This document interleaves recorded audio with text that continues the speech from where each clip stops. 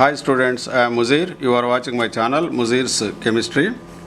ఈరోజు మనం atomic structure అనే టాపిక్ గురించి స్టడీ చేద్దాం. అసలు ఈ చాప్టర్లో నీట్ లేదా ఏఐపిఎంటీలో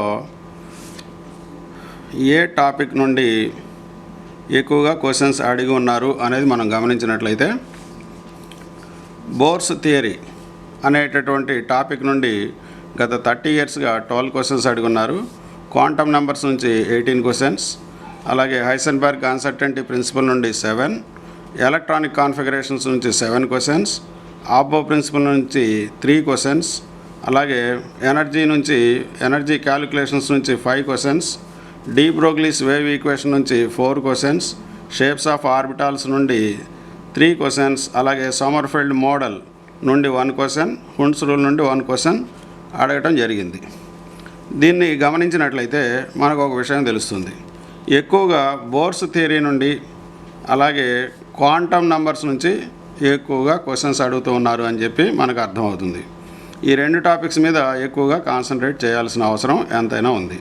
అలాగే Heisenberg uncertainty principle, electronic configurations, ఆ తర్వాత ఎనర్జీ క్యాలిక్యులేషన్స్ నుంచి కూడా ఎక్కువ క్వశ్చన్స్ అడుగుతున్నారు కాబట్టి వాటి మీద కూడా ఎక్కువగా దృష్టి పెట్టాల్సినటువంటి అవసరం ఎంతైనా ఉంది. సో స్టూడెంట్స్, ఇప్పుడు మనం ఏం చేద్దామంటే ఈ Bohr's theory, quantum numbers, Aufbau principle, ఆ తర్వాత ఎలక్ట్రానిక్ కాన్ఫిగరేషన్స్, ఆ తర్వాత Heisenberg uncertainty principle, energy calculations, de Broglie's wave equation, వీటి నుంచి కొన్ని క్వశ్చన్స్ మనం సాల్వ్ చేద్దాం. ఇవన్నీ కూడా ప్రీవియస్ నీట్లో ఏఐపిఎంటీలో అడిగినటువంటి క్వశ్చన్స్. ఇవి చేయటం వల్ల ఉపయోగం ఏంటి అంటే ఇవే రిపీట్ అవుతూ ఉన్నాయి కాబట్టి రేపు జరగబోయేటటువంటి నీట్ ఎగ్జామ్లో కూడా సేమ్ మోడల్స్ క్వశ్చన్స్ రావడానికి అవకాశం ఉంది. కాబట్టి మనం ఈజీగా 2 క్వశ్చన్స్ ఆన్సర్ చేయొచ్చు. Every year on an average 2 questions అడుగుతూ ఉన్నారు. 30 ఇయర్స్గా 60 క్వశ్చన్స్ అడిగారు అనేది మనం గమనించినట్లయితే ప్రతి సంవత్సరం ఎన్ని క్వశ్చన్స్ వస్తున్నాయి అని చూస్తే 2 క్వశ్చన్స్ రావడానికి పాసిబిలిటీ ఉంది. ఈ విధంగా మనం ప్రిపేర్ అయినట్లయితే 2 క్వశ్చన్స్ ఈజీగా మనం ఆన్సర్ చేయడానికి ఉంటుంది. సో అందులో భాగంగా ఫస్ట్ క్వశ్చన్ సాల్వ్ చేద్దాం. చూడండి స్టూడెంట్స్, ప్రీవియస్ నీట్లో అడిగినటువంటి question. In a bores model of atom when an electron jumps from n is equal to 1 to n is equal to 3, how much energy will be emitted or absorbed? అంటే electron first orbit నుండి third ఆర్బిట్లోకి jump అయిందంట. అప్పుడు ఎంత energy emit అవుతుంది లేదా absorb అవుతుంది అనేది question. అయితే ఇది స్పెక్ట్రమ్ మీద బేస్ అయి ఉన్నటువంటిది. హైడ్రోజన్ స్పెక్ట్రమ్ గమనించినట్లయితే n is equal to 1, 2, 3, 4, 5, 6 so on ఇలా ఉన్నాయి. అయితే here electron jumps from first orbit to third orbit. First నుంచి థర్డ్ ఆర్బిట్లోకి ఎలక్ట్రాన్ జంప్ అయింది.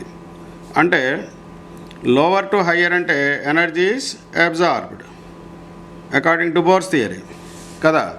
అయితే ఎంత ఎనర్జీ అబ్జార్బ్ అయింది అనేది మనం ఫైండ్ అవుట్ చేయాలి. చూడండి, ఈ రెండు ఆర్బిట్స్ మధ్య ఎనర్జీ డిఫరెన్స్ ఎంతైతే ఉందో అంత ఎనర్జీ అబ్జార్బ్ చేసుకుంటే అది థర్డ్ ఆర్బిట్లోకి వెళ్తుంది. ఆ డిఫరెన్స్ ఎలా ఫైండ్ అవుట్ చేస్తాం? డెల్టా ఈ is equal to E2 minus E1. అంటే hire energy level minus lower energy level. Hire energy level ఇక్కడ ఎంత అండి? E3. కాబట్టి E3 minus E1. So E3 energy ఎంత ఉందో క్యాలిక్యులేట్ చేసి E1 ఎనర్జీ ఎంత ఉందో కనుక్కొని ఆ రెండింటి మధ్య డిఫరెన్స్ ఎంతైతే ఉంటుందో ఆ ఎనర్జీ మనం సప్లై చేసినట్లయితే ఫస్ట్ ఆర్బిట్లో ఉన్న ఎలక్ట్రాన్ థర్డ్ ఆర్బిట్లోకి వెళ్తుంది అని మనం చెప్పొచ్చు. సో ఇప్పుడు ఎనర్జీ ఫైండ్ అవుట్ చేద్దాం. ఎనర్జీ ఫైండ్ అవుట్ చేయడానికి జనరల్గా ఒక ఈక్వేషన్ ఉంది మనకి. That is En is equal to -2π² mz² e⁴ n²h². అంటే ఏ ఆటంలోనైనా ఏ ఆర్బిట్లోనైనా ఉన్నటువంటి ఎలక్ట్రాన్ యొక్క ఎనర్జీని ఈ ఫార్ములాతో ఫైండ్ అవుట్ చేయొచ్చు. ఇంకా సింప్లిఫైడ్ ఫార్ములా చూసినట్లయితే ఇందులో 2 అనేది constant, π constant, mass of electron, charge of electron, Planck's constant, ఇవన్నీ కాన్స్టెంట్స్. వీటన్నింటినీ కే అనే కాన్స్టెంట్గా తీసుకున్నట్లయితే ఇక్కడ వేరియబుల్స్ ఏంటంటే అటామిక్ నెంబర్ జెడ్, డినామినేటర్లో ఆర్బిట్ నంబర్ ఎన్ స్క్వేర్, ఈ రెండు variables. So energy of nth orbit can be calculated by this simplified equation. ఇక్కడ ఎనర్జీ దేంట్లో అడిగాడండి, మనకి ఎర్క్స్లో ఉంది కాబట్టి ఈ కాన్స్టెంట్ వాల్యూ ఎంత అంటే ఎర్క్స్లో that is E n is equal to -21.8 into 10⁻⁻12 into Z square by N square అని చెప్పచ్చు. ఇక్కడ E3 ఎనర్జీ క్యాలిక్యులేట్ చేయాలి అంటే -21.8 ఇంటూ 10⁻⁻12 ఇంటూ హైడ్రోజన్ ఆటమ్ కాబట్టి జెడ్ 1 స్క్వేర్ అంటే 1 divided by 3, n is equal to 3 third orbit మనం క్యాలిక్యులేట్ చేస్తుంది. 3 square అంటే 9 మైనస్ E1 అంటే -21.8 ఇంటూ 10⁻⁻12, ఇది కే వాల్యూ అండి, కాన్స్టెంట్ ఈ value, into that is first orbit, అదే atomic number is 1, Z is equal to 1 కాబట్టి 1 స్క్వేర్ అంటే 1 డివైడెడ్ బై ఫస్ట్ ఆర్బిట్ కాబట్టి ఎన్ దగ్గర 1 స్క్వేర్ అంటే 1. So this is the values of these are the values of third orbit and first orbit. So ఇప్పుడు -21.8 into 10⁻⁻12 common తీసినట్లయితే -21.8 into 10⁻⁻12 common తీసినట్లయితే into 1/9 minus 1/1. So దీన్ని ఇంకా సింప్లిఫై చేస్తే -21.8 ఇంటూ 10⁻⁻12 ఎల్సిఎం వచ్చేసి 9, 1 minus 9 that is -21.8 into 10⁻⁻12 -12 into -8/9 okay, that is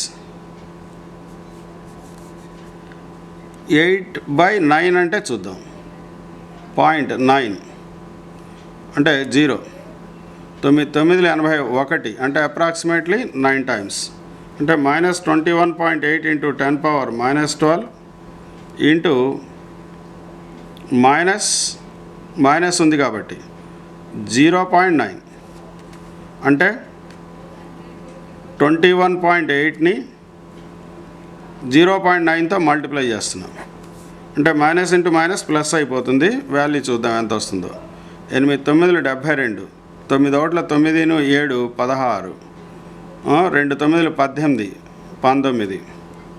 okay, 2 digits తర్వాత point పెట్టాలి అంటే that is nothing but 19.62 into 10⁻⁻12.